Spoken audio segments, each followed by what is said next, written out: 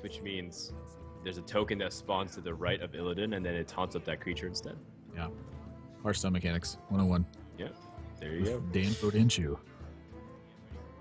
It's going to be Miracle Rogue, and he opts to throw everything away. He wants a faster start than that. I don't blame him. Yep. Slightly better. Hyped we know is playing Miracle Rogue, and of course the Forsen. Going with his Warrior control deck here, I think if he didn't play Warrior here, his plan would be really inconsistent with playing the Hunter deck so far. So this hand, obviously it's missing Fiery Wind Axe, but enough gas I think to get him through the mid game. I think so too. Hyped, of course, not on the coin, doesn't have that extra card, so probably not too happy about that. If Forsen can draw lots of cards though off these Acolytes, yep, he'd be sitting in a pretty decent spot. Now, interesting that I want to bring up a conversation too. Ironbeak Owl over the Spellbreaker. What do you think about that choice, particularly, whether in this deck or in Show's deck, etc.? I actually like Ironbeak Owl a lot more, and the major reason is just his flexibility. The 2 mana I think is worth, like, I don't feel like paying 2 extra mana for a 4/3 body versus a 2/1 is that big of a deal. But I think that having access to a 2 mana silence over a 4 mana silence is a very big deal.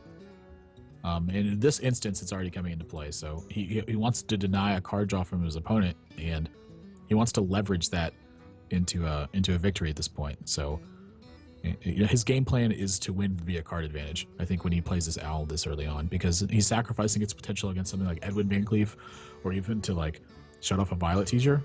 We see he's got Shield Slam for a Violet Teacher already ready. And this Acolyte of Pain, if he played that while Blood Mage was still active, but just a backstab would kill it. So that's a situation he's trying to avoid a little bit. And Hyped, forced to sacrifice that card, he doesn't have an option. That's right. Forsen's going to pick up the draw. Oh, he has Loatheb as well. So that is a great tool you can use to shut down the miracle draws if your opponent even has Gadgets in.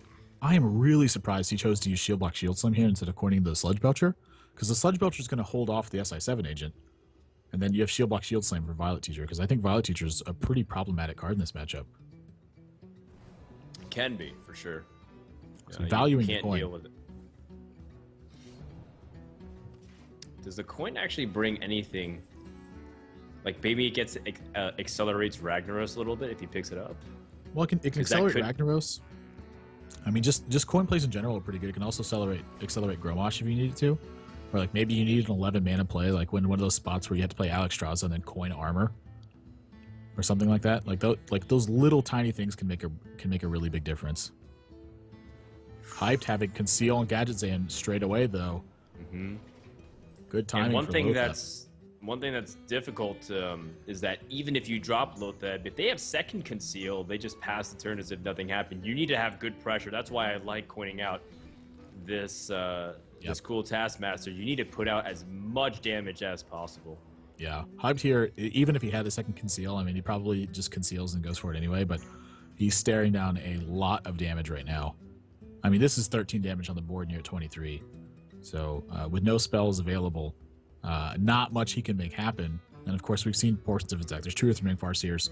I imagine there's 2 Violet Teachers in here. Something like Sludge Belcher is entirely possible. He's just going to have to sap the Sludge Belcher straight away, which means that this auction is going to get sacrificed. I think that's the most reasonable play. You have to make sure to stave off the damage. Yep. And, he drew some cards from the Auctioneer. Maybe he has a second one, too. You don't know if he has a second one ready to go. Yep. And look at this play, though. I like it. I like using the Execute right away. It allows you to develop Hogger. And, again, you're sort of in the same position you just were. You have 11 points of damage on the board. And your opponent's on a low life total. And they don't have anything going for him right now. See, there are ways to clear. Hogger's like a glorified Silverhand Knight. Hogger is a... Oh, yeah, I guess so. With Taunt. Costs an extra mana. I guess if you put it that way, Hogger's pretty decent value. Eviscerates do clean up the board, though. He is holding lots of cards in his hand. I wonder what it is. Has to be some dead cards where he doesn't feel like is appropriate. Well, I think he just I think he just needs to Preps. clear the board out because he's facing down so much damage. So he's trying to restabilize, hoping that Forsen can, maybe he'll stall for a turn. But he just continues to have pressure. Acolyte of Bane, again, threatening to get more card advantage. Sludge Belcher protecting the Acolyte, just being a nuisance on its own. There's Violet Teacher. Yep, and a Farseer. So, like you this said, might be fighting back. Yeah, this might be a Harrison Jones turn. Well, you can also draw with the Acolyte first before you Harrison Jones. Definitely agree with that. Let's see. Does the Death Spite change anything here? I don't think it does. I mean, if he plays a Death Spite, he wants to Cruel Taskmaster instead. I think I would still prefer to see the Harrison.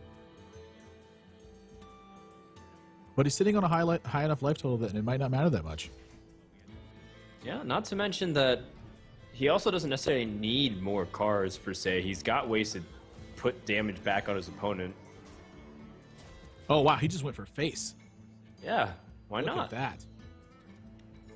I think it's a totally fine plan.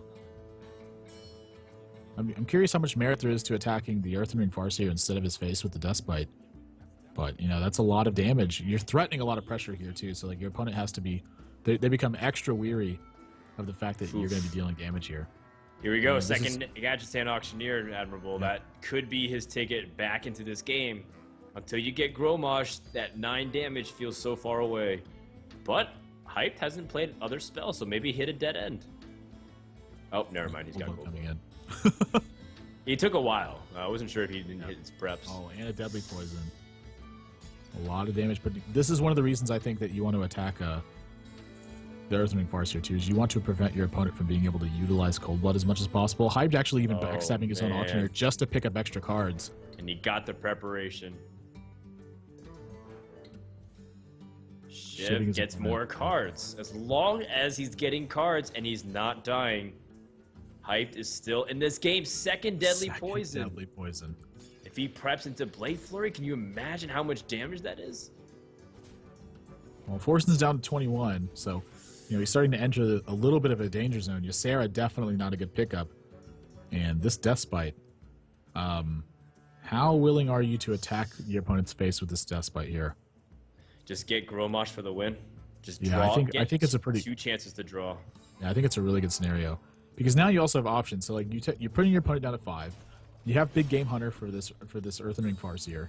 You get an extra card. Now you have the option. Do you Cruel Taskmaster or do you pick up even another card? Is he too many cards? He's counting, making sure. He's got 9 in hand right now. Looks like he's okay. So this is going to take him to 10. Do you want a Harrison Jones this turn? That's something to think about. Yeah, I think that gains 5 points of health effectively. Yeah, that belongs in a museum. And then Armor Smith coming down, a really big board from Forsen and a ton of cards in hand. It's fine. You still have enough board presence anyways. Hype drew most of his deck, but he doesn't have ways to survive anymore. So this is something we actually don't know, is what kind of push he has. If he's just playing strictly for value, or if he's got something like, maybe Arcane Golem and Shadow Steps. We haven't seen a Shadow Step in his deck so far. I don't think if you have Violet Teachers, you're running Shadow Steps. The preparation was a couple of cards off. What else does he have here? Yeah, he had the Blade Flurry. He needed that preparation. Wow. That one stings. He had even ways to survive. Yeah, SI7 agent. I think that's going to be it. Forsen has the damage with Cool Taskmaster and the Fiery War Axe and the Death Spite just for the insurance. Now, how does Forsen choose to do this? He's going to brawl with the Armor Smith. Wow. No! Catz didn't lie. It always wins, man. Oh, man. That is a way to finish the game. And Forsen's going to advance to winners round 2 off the back of a great played Warrior series from him. His Warrior deck undefeated as Hyped will drop to the lower bracket. Well played. Well done. This is a very big turn from Warrior that we've seen a lot in the past, where it relies on being a little bit more reactive and using your armor up ability a lot, and then trying to just get to the late game so you can have your powerful minions. But now these legendaries that you have are like a backup plan. You're like, if I fail to just beat my opponent to death, hopefully my Ysera and my Alexstrasza and my Gromosh can get the job done. But a pretty merciless beatdown there from Forsen. A lot more aggressive than we've seen in the past. The weapons weren't even removal spells this game; they were just strictly damage spells. It's like Yeah, Druid. absolutely.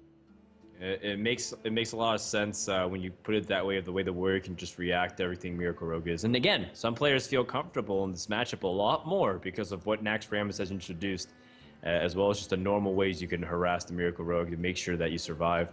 So Hype dropped to the lower bracket. He's not out of it yet. It is double elimination, and Forsen is going to move on. We're going to take a break, and when we come back, we'll have more from Battle of the Best. Strifeco versus Lothar should be coming up right here on the stream. Stay tuned, guys.